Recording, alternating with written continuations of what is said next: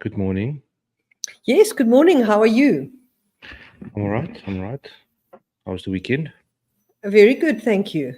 Yes, it's nice for a Monday morning to start and for us to be on the go. And we've got some quite exciting bits of news to discuss today, Yes. or certainly interesting. Okay, let's get this one up here. Okay. The first one that we want to talk about is Kenya bans avocado exports starting Friday. And this was published on October 31st. So from Friday the 3rd, you are not allowed to export any avocados from Kenya by sea freight. You're still allowed to export a little bit of it via air freight. And the main reason for this is quite a long article, and I can put it in the comments also, is to do with quality of the fruit. So I think that the people would, well, we don't know what the logistics on the ground is like, but avocados were harvested prematurely and then packaged and then shipped, which meant that they brought down the quality of the fruit in the market once they have arrived at the destination. Okay, so in other words, the ban could be to just slow down the enthusiasm of sending the stuff out a little bit green and getting a bad rap in the market. Yes. Reading through the article does seem to be the case. Yes.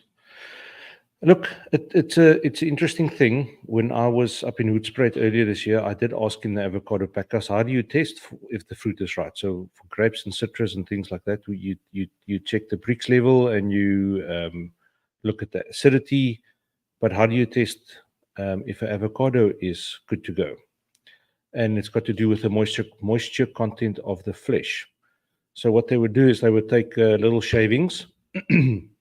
And then they've got a special machine, and this is also done by PPECB.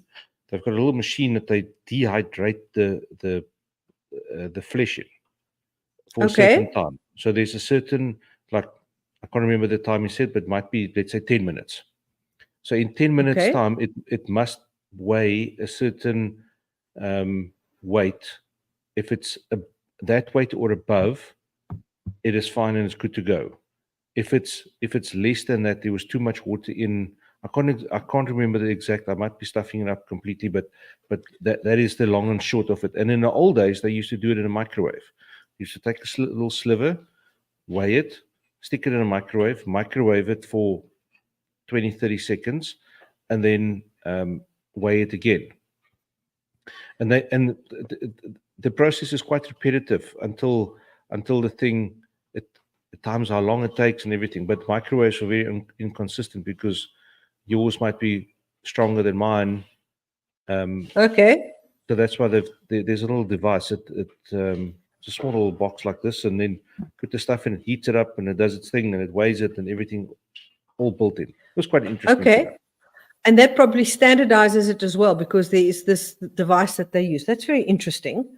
Yes. Okay, so back to the news article. It says the directorate said this decision followed a survey it undertook to authenticate the maturity indices of the avocado fruit in the major production zones. So obviously it's a bit of a whoa, hold your horses, let these avos get a bit riper. But what this article doesn't say is for how long this ban will be in place. So obviously that's the $1 million question, because everybody's obviously rearing to go and their market's waiting for this stuff. And now there's been a ban put in place. Obviously there's that's the question that everybody's asking. Okay. So, and also other countries don't have a PPECB that like what we do. Yeah. Where the PPECB would have picked this up, and as soon as they would have, let's say, disqualified 2 or 3 shipments, the packhouse would have done that by themselves. Whereas these countries, it might only be picked up in the port. We don't know what the process is like. It might only be picked up in the port once there's 20 or 30 containers standing to be loaded. Now, you can't reject all 20 or 30 containers. I think it will again boil down to packhouse level.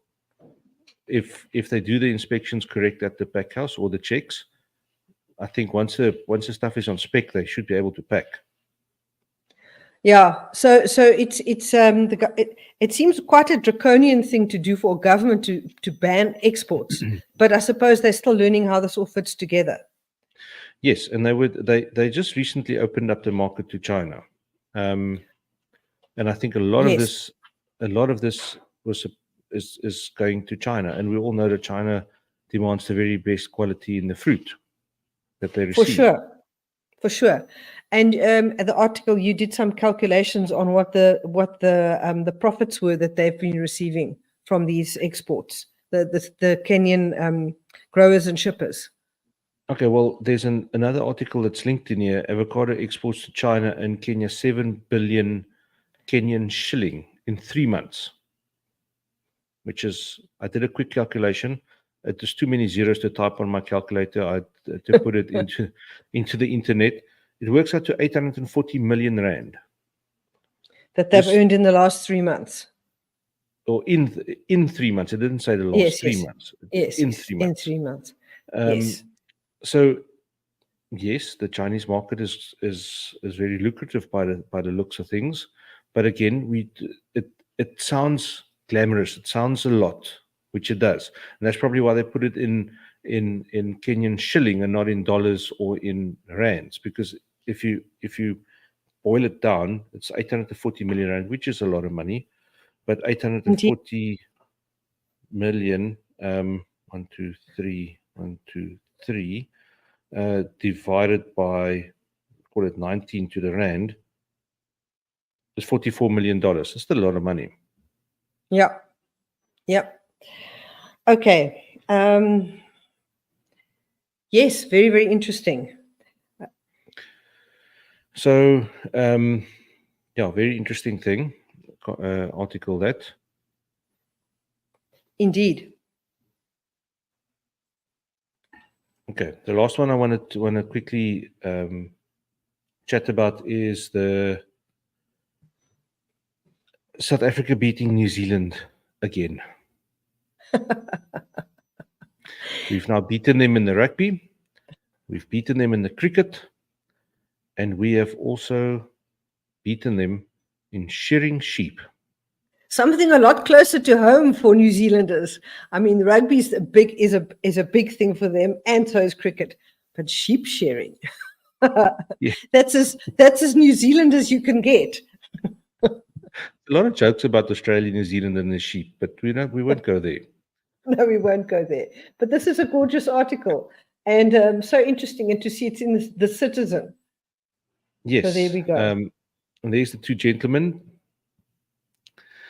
Mzansi Blade shears Zwelamakosi Mbweni Bunile Rabela. Yeah. Those are the two gentlemen that came top of the pile.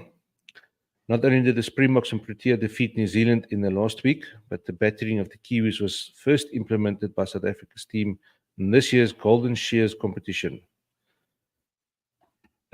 Okay, so, I don't know, there's a little about the rugby and everything about that. The Protea sheep shearing and wool handling team was made up of 7 talented individuals, including team manager Isaac Klopper. It's to enhance the quality and craftsmanship of the individuals, said Klopper, explaining the purpose of the peculiar competition. This has been something that's been going on for a very long time. Yes. And South Africa has won it a couple of times as well. The Golden Shears were first held in 1977 and takes place every 3 years in different locations around the world. Organized by Golden Shears World Circuit or World Council, the aim of the championship is to promote and encourage interest in wool and the art and skill of sheep shearing and wool handling. Stars of the show: Mzansi Blade shearers. Mzansi Blade, that's probably the name of the team. Yes, it's Mzansi being South Africa. Yes. Yeah. Shearers Zwelamakosi Mbweni and Bunele Well done. Rabela. Well, I hope I pronounced that right. If I do, I apologize. Were the stars of the tournament, amazing those who were in attendance at the competition. In the hand shearing category, both Bunile and Zwelamakosi put on an exciting final in both the individual and team events. In the team category, each team member sheared 5 sheep, while in the individual category, each shearer had to shear 6 sheep. It's a lot of there. Yes. Tongue twister. Bonelli secured first place while Zelemakosi came in second. Now, what it doesn't say is if they came in 1 and 2, or if one came in first in one competition and the other one came in second in the other competition. It looks like it's 1 and 2. Gold and silver in the same thing. That's what it looks like. People abroad cannot believe how close to the skin our guys can shear. So we take the wool off evenly so that the wool is even in length for the farmer's sake, and we leave off all the skin as far as possible. The people were just very astonished to see the craftsmanship of these two gentlemen, said Klopp in an interview with Cape Talk. The next championship will be hosted in New Zealand. I think Team South Africa will be selected in April 2025 because the next World Championship will be held in New Zealand in March 2026. So it says that we beat New Zealand, but it didn't. The article doesn't state where they are and if it was us against them in the final shear-off or anything like that. It was just that we beat them, which is good. That's the important part, isn't it? Yes. So there we go. Very exciting, actually. And then on the topic this morning, I got a meme from my very British friend Dan. And I think a lot of people look at this and they think it's a joke being sent around, but it's actually not. It's a very prestigious competition, and there's a photo of the two winners sitting there, very proud, big smiles on their face, and it says, "South Africa can't lose against New Zealand at the moment. These homies just beat New Zealand at sheep shearing. Can we have a Power Generation World Cup? I want to test something." Yes, now that would be a good one. But unfortunately, New Zealand, they get a lot of their power from geothermal power supplies, which is a very mixed blessing. You don't really want to wish for having a volcano in your backyard. Yeah, well, it's one of those things. Yeah. Okay, well, so that's it for this morning that we've found over the weekend. Yeah, we'll be back tomorrow morning. Tomorrow morning, we're going to have a guest, Rulof. What's Rulof's surname? I've forgotten. Do you know? Rulof? The Toys, okay. And Mr. he Kiwi. is Mr. Kiwi, and he's going to be speaking to us about kiwi fruit, and we look forward to having him on our morning chat. So have a good Monday, and we'll catch up tomorrow. Okay. Have a good one. Cheerio.